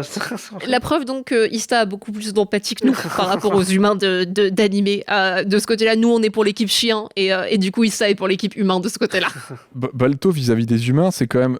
Je refais un petit point dessus, mais c'est quand même le racisme genre de base, parce que c'est le métis qui va devoir... Bon, oui, mais Rosie, si on parle d'un chien, justement, elle aime bien. Mais là, ce que tu veux, c'est que Rosie, elle survive, tu vois. À part Rosie, mais sinon, c'est le métis qui va devoir faire plus que les autres pour être accepté, parce que les gens, ils ont des préjugés de merde, ils sont juste racistes. Et du coup, les humains, en fait, c'est eux qui... en vrai, les enfants, ils méritaient pas ça, mais la diphtérie pour les adultes, ça aurait été bien mérité, quoi. Je sais pas dire ça, tu vois. voilà, Bibi, c'est fait. Comme d'habitude, Nero dans le tact et la mesure et tout ce que tu veux. Non, mais c'est ça, c'est vraiment ce qui nous manque. Ce serait une relation de Balto, de confiance avec, au final, la personne qui dirige les traîneaux. Quoi. Mais c'est ce qu'on n'a pas du tout. Ce qu'on a dans c'est ce qu'on n'a pas du tout dans le film. C'est ce qu'on a dans le film avec William Dafoe. Voilà, c'est un peu plus nuancé. Mais ouais, du coup, le fait qu'on n'ait pas cette relation avec un humain pour Balto et qu'on l'a un peu avec Rosie, mais même Rosie, elle a pas le droit de le voir longtemps, Balto. Tu vois, Balto se fait jeter quasiment automatiquement, en fait. Donc, du coup, ouais, il m'aurait fallu un peu plus pour que je me dise, oh là là, il faut vraiment que les habitants de Nome soient sauvés, quoi. Il aurait mieux fait de faire ses valises, Balto. Moi, je me serais barré, ouais. Fissa. Alors, autre point. Qu'avez-vous pensé de la musique du film ? Elle est Balto, non? Non, excusez-moi. Quoi? Elle est quoi? La musique. Oh putain. Alors, je vais dire un truc qui va peut-être choquer les oreilles musicales qui nous écoutent. Je l'ai pas remarqué. Oui, pareil. Pas plus que ça. Non, moi non Quoi? plus. C'est pour ça que je dis que c'est bateau, mais Balto, voilà. Après, de mon côté, j'ai pas tendance à vraiment entendre les musiques, à moins qu'elles soient mises là vraiment pour être entendues, tu vois. Genre le thème Time dans Inception ou ces trucs dans ce genre-là, où vraiment Wars, elle est là pour que tu l'entendes. Voilà, c'est ça. Ouais. Quand c'est des musiques un peu de fond, pour moi, je suis concentrée sur ce qui se passe et du coup, je l'entends pas. Donc peut-être que tu as un avis différent du mien, Nero, parce que là, t'es en train de me fusiller du regard, donc je suppose que t'as un avis différent du mien, Nero. Elle vient de dire que James Horner, il fait des musiques de fond. C'est vrai que c'est James Horner en plus. Oh la vache, quoi. Putain, mes oreilles saignent. Je suis pas bien là. James Horner, rappelle, c'est le silence des anneaux. Le Seigneur des Anneaux. James Horner, non, c'est pas Seigneur des Anneaux. Ah merde. C'est pas Seigneur des Anneaux. C'est James Newton Howard, le Seigneur des Anneaux. Attends. Ah, c'est James Newton Howard, ça devait être James Horner, je crois. C'est surtout. Attends, je dis peut-être une bêtise, là, j'ai envie de vérifier là quand même. Mais non, James Horner, c'est surtout Titanic déjà de base, Avatar, genre de truc, tu vois. D'accord, ok. Ouais, pas terrible quoi. Après, c'est aussi le Grinch, Richard au pays des livres magiques, Ok. et Apocalypto, le film de Mel Gibson, que j'ai découvert que j'ai enfin regardé après des années, il y a quelques jours. Je sais pas pourquoi dans ma tête, James Horner égale Seigneur des Anneaux. Mais c'est James quelque chose aussi, Seigneur des Anneaux, je crois, c'est peut-être pour ça. Ouais, c'est James Newton Howard. Oui, bah c'est ça. Ah non, c'est Howard Shore, pardon. Ah, Howard Shore, ouais. Non, t'as raison, c'était Titanic, Braveheart et tout. James Horner. Oui, James Horner a aussi fait Braveheart. Ok, et bah autant pour moi alors parce que c'est des films que je kiffe, donc du coup c'est vraiment, je confirme, je n'ai pas l'oreille pour la musique quand elle est pas mise sous mon nez en fait, grosso modo. Ouais. Bon après, elle m'a pas hyper... Je l'ai trouvé efficace pendant le film. Il n'y a pas de thème qui m'a énormément marqué. Par contre, je l'ai réécouté à côté pour préparer le podcast. Et elle passe bien, en vrai, pour s'écouter tranquillou, en faisant une activité à côté, écrire, dessiner, ce que vous voulez. Enfin, la cuisine, j'en sais rien, courir. Mais très, très chouette. Et ouais, l'OST est pas mal. Il n'est pas hyper marqué dans le film, mais il y a certaines compos qui sont plutôt jolies. Ouais, faudrait que je fasse gaffe un peu plus à la musique aussi quand je regarde des films. Pour le Ouais, podcast. non mais pareil, c'est un truc vraiment où j'ai tendance à pas trop le remarquer, à moins pareil. vraiment qu'elle soit là vraiment pour ça en fait. Et quand je dis musique de fond, c'est plutôt, tu sais, elle est là pour soutenir l'intrigue, mais elle est pas là en plus en fait, tu vois, dans l'intrigue. Genre, tu vois, dans Spirit par exemple, bon, c'est des musiques chantées, mais je sais que certaines musiques de Spirit, elles sont là vraiment pour t'insuffler quelque chose, et je l'entends beaucoup plus que par exemple là dans Balto en fait. Ok. Oui, bah, Ok. clairement. C'est le même type de compo, hein, c'est un score. Spirit a des putains de musiques. Elles m'ont beaucoup plus marqué que celles de Balto. On va s'attirer... on va déclencher des débats pour les gens qui vont nous écouter, hein, parce que là, Nat est en train d'opposer, sans le savoir, Howard Shore, que je raconte, Horner et Zimmer, ça va cracher. Ah, d'accord. Alors, très clairement, tous les fans de Spirit, lâchez des coms dans les épisodes et tout ça. Team Spirit, voilà. Ce n'est absolument pas le sujet de ce podcast, mais si vous m'entendez, ralliez-vous et criez le fait que la musique de Spirit est quelque chose, quoi, voilà. Surtout avec du Bryan Adams et tout. Bref, ça n'a rien à voir avec le podcast dont on est en train de parler, mais c'est mon petit message d'interruption de ce podcast. Et le White Spirit, c'est autre chose. Et Super, on va passer à autre chose. Alors... tu m'enlèves de la liste. Quel est votre... Ouais, c'est bon, je t'ai déjà rayé là depuis... On t'est rayé depuis 2 jours en fait, hein, j'ai pris les devants. Donc rien d'autre à ajouter sur la musique, Ista ? C'est vrai qu'on t'a pas trop demandé en fait, non, c'est moi, j'ai pas remarqué. Sur le coup, j'ai rien de m'a marqué sur le coup. Je pense qu'elle est efficace parce que sur le coup, quand tu remarques rien, c'est aussi qu'elle est efficace, qu'elle marche quoi. J'ai pas spécialement... Là, j'ai plus vraiment d'avis parce que je m'en souviens plus, en fait, tout simplement. Ok. Voilà. Quelle est votre scène ou séquence favorite ? La séquence juste après le fight avec le grizzly, en vrai, même si le fight avec le grizzly est vachement sympa. Non, j'en ai 2.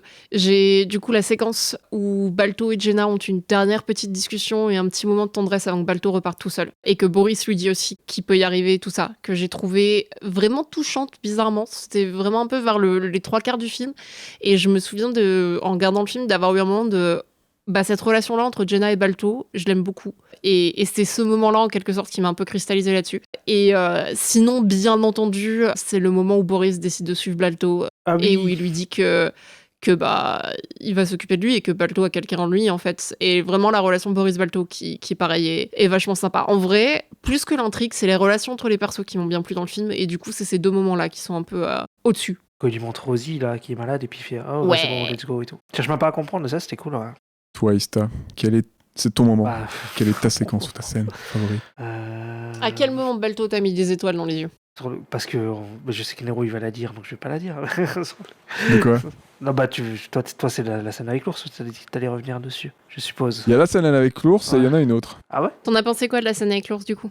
On peut parler de la scène avec l'ours si tu veux, il y a aucun problème. Moi, comme ça, je rebondis Parce dessus, que tu vois. c'est Vas-y. juste qu'il y avait une grosse tension et tout, que j'étais à fond dedans. Sur le coup.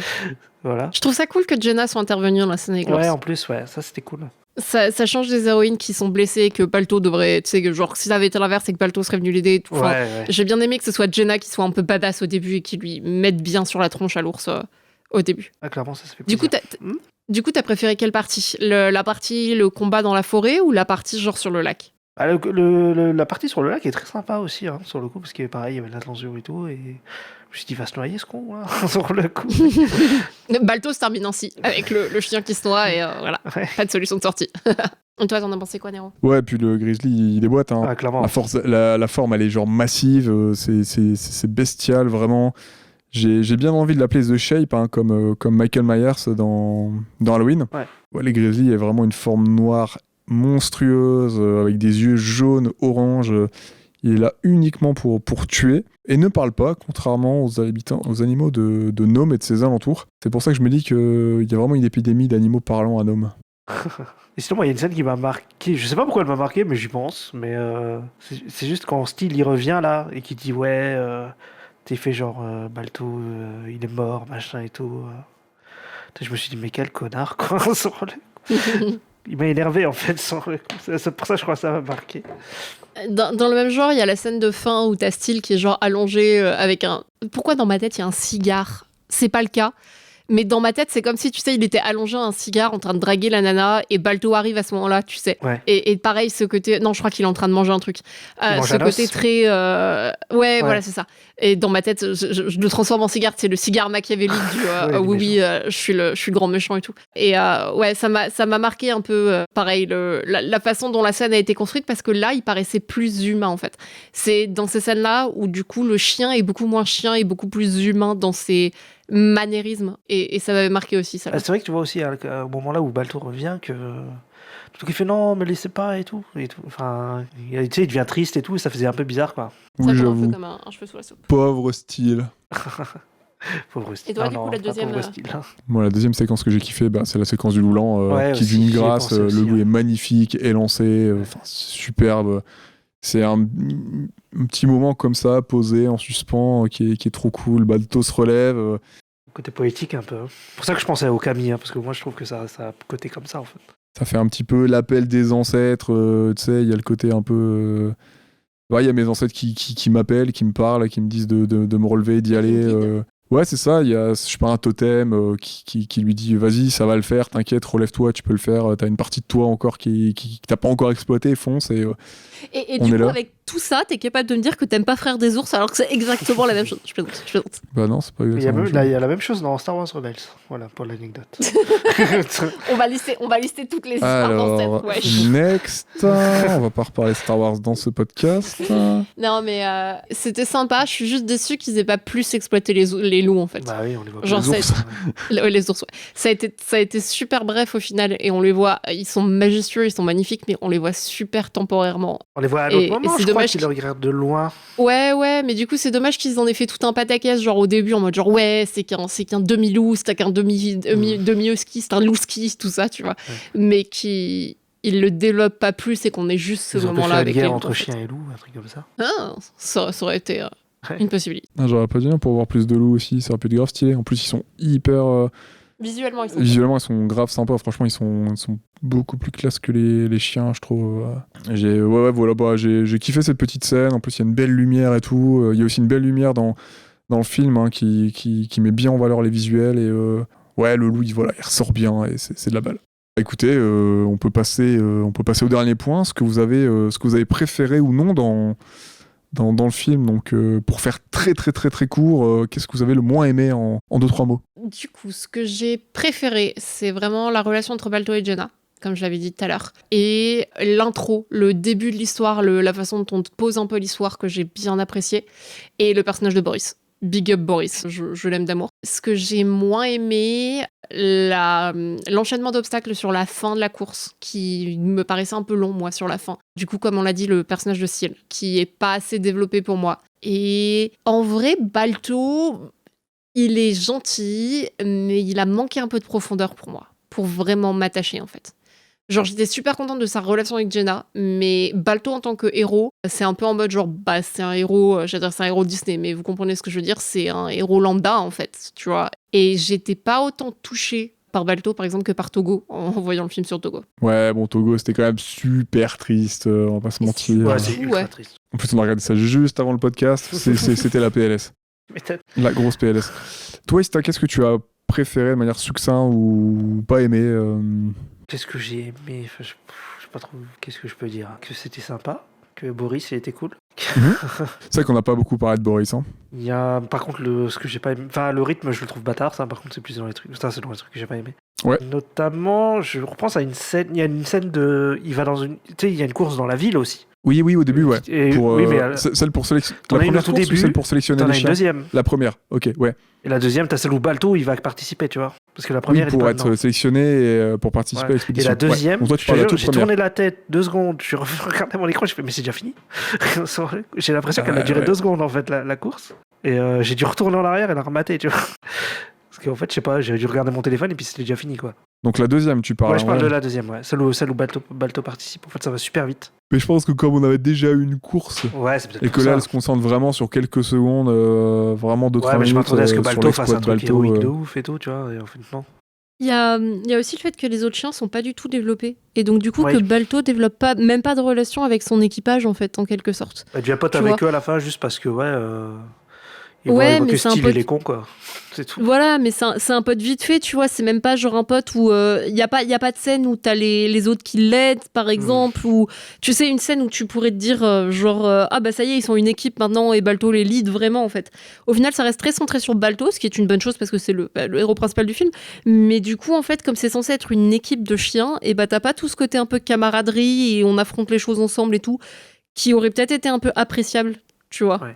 Ouais, clairement. Non, les sous-fifs de Steel, ils sont tout aussi caricaturaux et ils sont pas attachants, pas très intéressants et t'as juste, enfin, quand ils retournent leur veste à la dernière minute, quand Steel, ils se rendent compte que Steel, il en a juste rien à faire des enfants, enfin, ouais. Ils m'ont fait penser un peu aux hyènes du Roi Lion, tu vois. Surtout le débile. Oui, c'est vrai. Surtout le gros débile. Il y a un peu ça, mais moi, elles me font marrer, tu vois, les hyènes du Roi Lion, là, où... Enfin, tu sais, tu les vois assez souvent, elles sont bien incarnées et tout. Là, c'est 3 chiens, en fait, un peu lambda parmi les autres, parce que les hyènes, tu vois que celle-ci. Du coup, tu sais que c'est elle et tout. Ouais, il y a ça, bien sûr. Ils se démarquent pas assez, ouais. Et Steel, autant que les 3 gars sont cons, alors que Scar, il est intelligent et il est entouré de boulets. Ouais.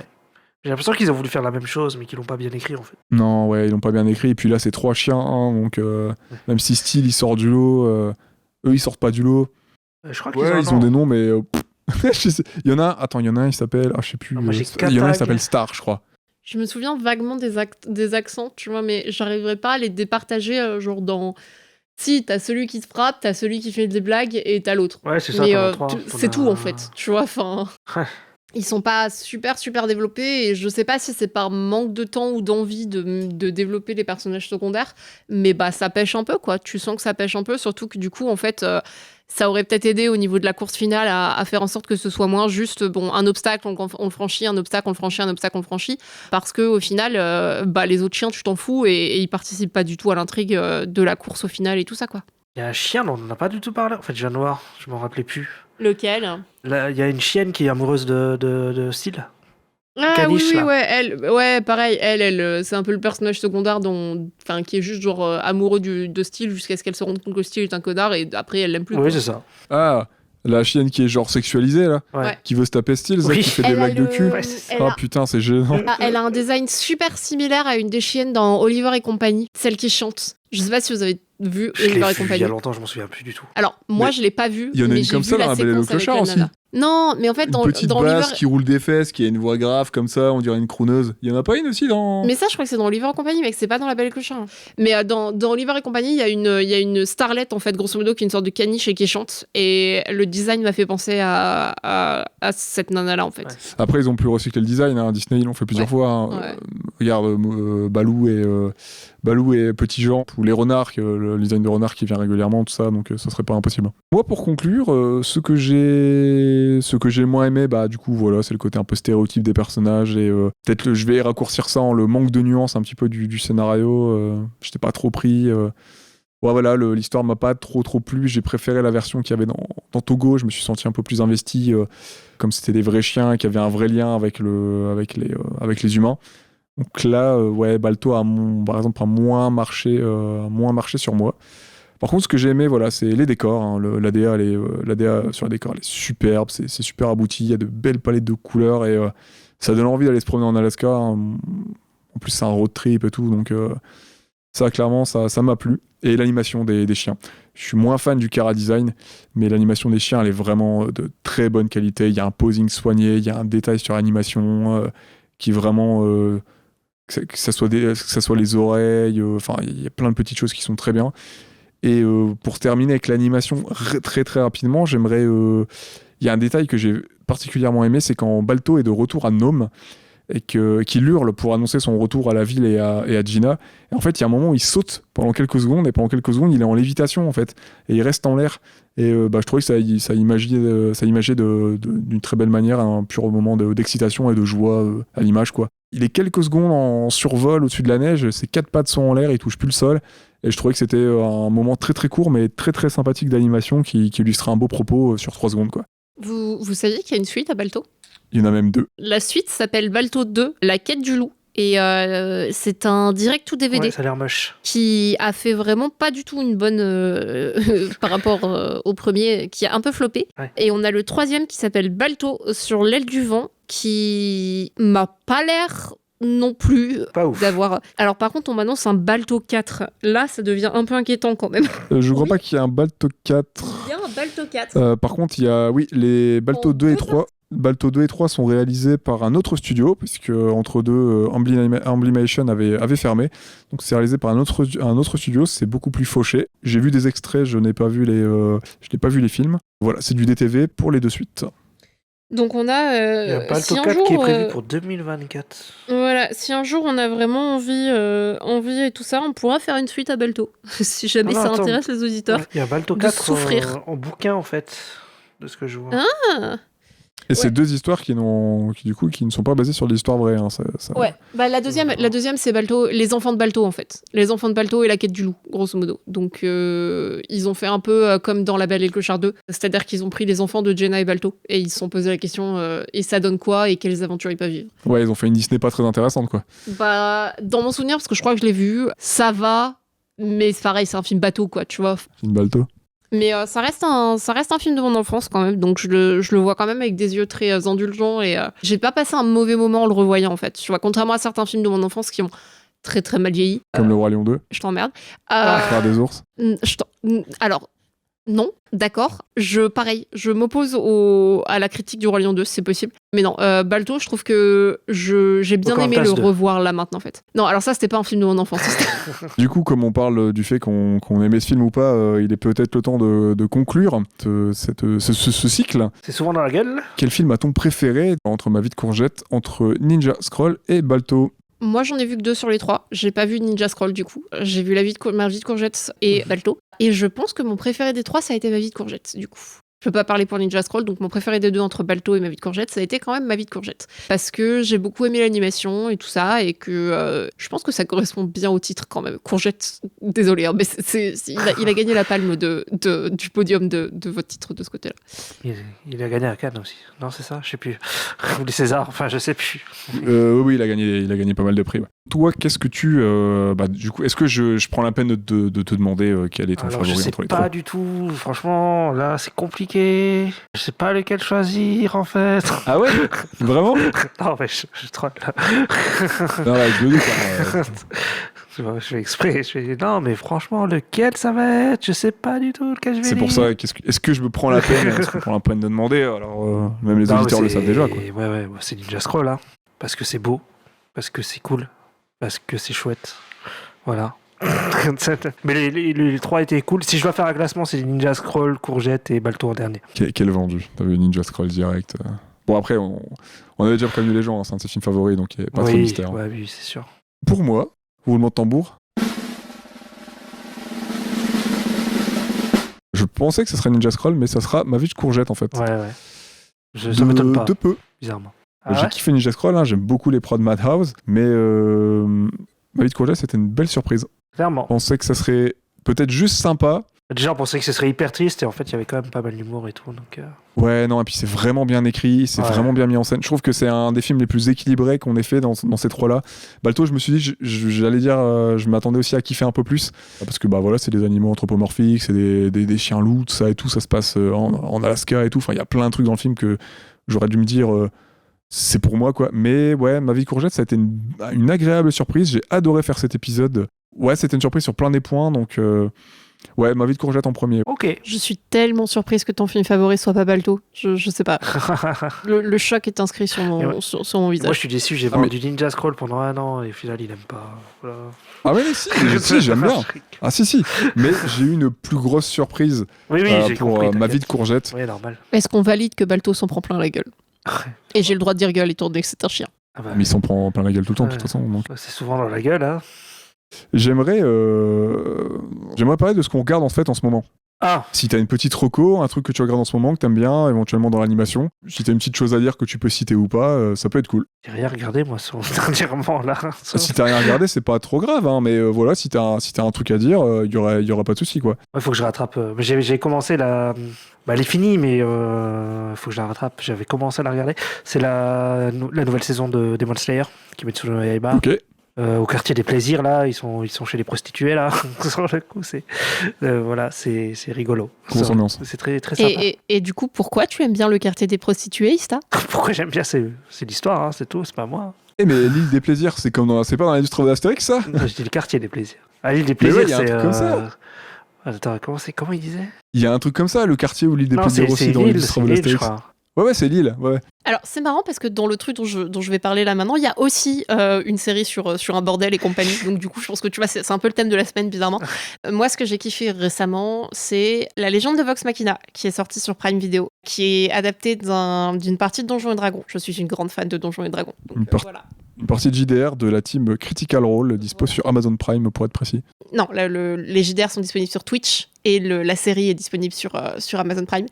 Ouais, c'est la série qui est disponible sur Amazon Prime. Et je conseille à tous ceux qui en ont envie de la regarder parce que l'histoire est vachement sympa, mais c'est surtout les personnages qui sont absolument magnifiques, notamment parce que les acteurs qui font la voix des personnages les ont joués pendant plus de 5 ans. Donc il y a un attachement émotionnel aussi qui fait que l'histoire en elle-même a été créée par des gens qui vraiment ont adoré l'histoire qu'ils ont racontée et qui ont mis ça entre les mains d'artistes, d'animateurs qui ont fait un boulot vraiment plutôt cool. C'est une série très adulte, c'est pas à regarder avec des enfants, il y a des thèmes de violence, il y a du gore pour une fois dans une série un peu mainstream et compagnie. Il y a du cul. Il y a du cul, notamment je rattache ça au bordel d'Ista du coup. Il y a aussi des scènes, bon c'est pas non plus à la Game of Thrones, mais il y a aussi des petites mentions de cul parce que bien sûr, comme on le sait tous, les bardes partent forcément de ce côté-là.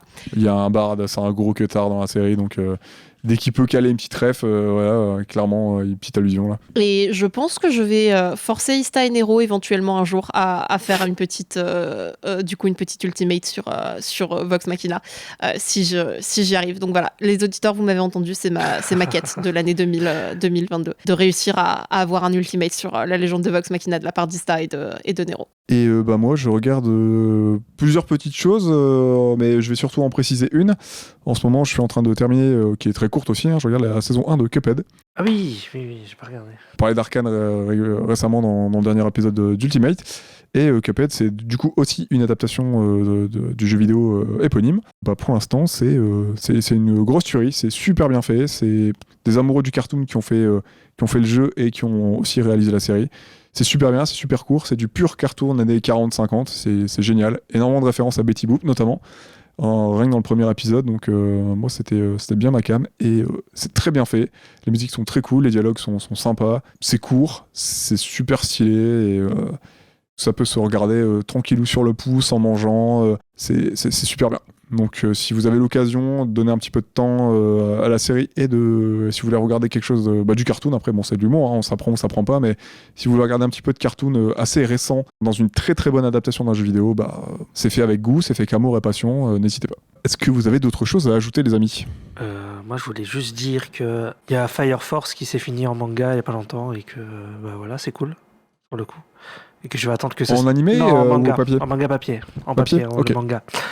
L'auteur il a arrêté là, ça y est, il y a le dernier chapitre qui est sorti et ça on a pas mal parlé sur Twitter l'autre jour et ça, genre, on va attendre la saison 3 pour que ça se finisse quoi. Mais c'est cool, il y a une fin, il y a une vraie fin. C'est un shonen avec des pompiers, voilà, c'est très sympa.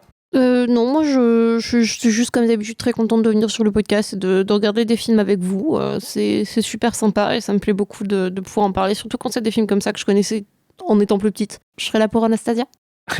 Ouais, balance des trucs là, on verra peut-être. Si personne de la famille Romanov me répond, peut-être que tu seras là pour Anastasia. On verra. Sinon, merci d'avoir été là. Est-ce qu'on invite Anne Romanov par Anastasia? Pardon. Alors je pensais pas à cette Romanoff là. Merci d'avoir été Natacha, c'était très, on va dire, sympathique. Je pense qu'on peut, ce mot peut être employé dans cette situation. Donc peut-être à une prochaine fois, n'hésite pas à revenir surtout. Donc c'est souvent dans la gueule, c'est terminé. Le prochain thème, est-ce que tu te souviens lequel on a choisi, Ista? C'est pas un truc avec vert ou un truc comme ça? C'est la ligne verte. C'est la ligne verte, ouais, c'est ça. Yes. Et on pourrait parler de Ferngully, pardon, The Last Rainforest. Encore un film dont tu me parles depuis un moment. Ouais. Avec un nom impossible en France. Nat, tu connais pas, toi? Zach et Krista, ça te dit rien? Attends. Ah ouais. Parce que Ferngully, The Last Rainforest, en France, ça donne les aventures de Zach et Krista dans la forêt tropicale de Ferngully. Je trouve ça un peu court quand même. What the fuck? Ils auraient pu faire mieux, hein. C'est vachement court. Donc on va se retrouver pour ce film. Ça, c'est un film top. C'est un genre de Disney, mais en mieux. Est-ce que tu connais Natacha? Absolument pas. Et donc vous l'avez mis dans le thème la ligne verte. Ouais. On va parler de fruits et légumes encore une fois. Ça parle d'écologie, Et on va mettre Happy Feet 2 dans la liste.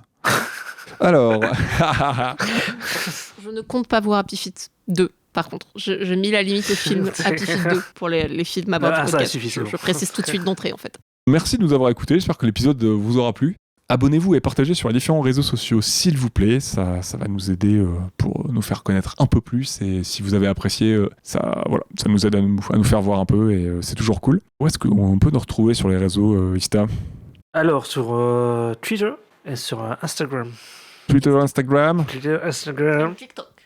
Ouais, on a aussi un TikTok. Vous pouvez nous retrouver sur TikTok, même si on met rien de trop intéressant pour les gens qui nous suivent déjà sur TikTok. Hein. Ouais. Donc c'est @StopMotionPod. Ouais. N'hésitez pas à nous ajouter 5 étoiles sur Apple Podcast et Spotify, s'il vous plaît. Pas comme ça, voilà, ça nous aide pour le référencement et d'avoir des belles petites étoiles, ça fait toujours plaisir. Hein. Après avoir joué à Mario, c'est toujours appréciable d'avoir les petites étoiles. Et puis, lâchez un commentaire, dites-nous si vous avez bien aimé les blagues de Nero, si vous trouvez qu'il va falloir qu'il s'améliore un peu sur ses punchlines, ce genre de choses, quoi. Est-ce que les blagues de Natacha sont gênantes ou pas? N'hésitez surtout pas à nous le dire, ça nous fera plaisir d'en débattre avec vous. N'hésitez pas non plus à faire un petit tour du côté d'Ultimates, notre podcast, on est sur le même flux RSS, mais voilà, c'est notre émission spécifiquement dédiée aux séries d'animation. Qui bientôt parlera de Un jour Vox Machina en année 2022. C'est une promesse que je vous fais, c'est ma promesse d'élection, donc voilà. Ça sera coupé au montage, bien évidemment. Merci pour votre fidélité, merci de nous avoir écoutés. On vous dit donc à très vite. Ciao, ciao. Salut.